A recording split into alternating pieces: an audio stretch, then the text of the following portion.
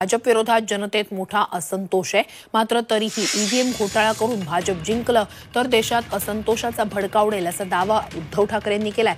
भाजपमध्ये निष्ठावंतांना किंमत नसल्याची टीकाही त्यांनी केली आहे।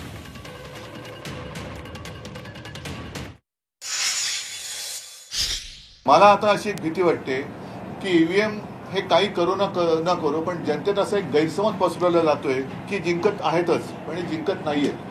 कारण आता तुम्ही वस्तुस्थिती सांगितली, वस्तुस्थिती पाहिली, जर दुर्दैवाने ईव्हीएमचा घोटाळा करून जिंकले तर देशात मोठा असंतोष होईल।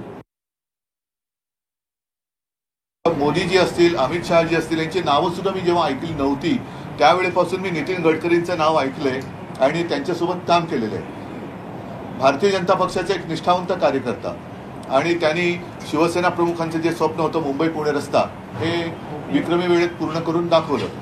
अशा माणसाचं नाव पहिल्या यादीत नाहीये, पण ज्याच्यावरती बेहिशोबी संपत्ती जमा केली म्हणून आरोप केले होते त्या कृपाशंकर सिंगाचं नाव आहे। ही आजची भारतीय जनता पार्टी आहे। पूर्वी ज्याला आपण जुमला म्हणायचो त्याला आता यांनी गॅरंटी असं नामकरण केलेलं आहे।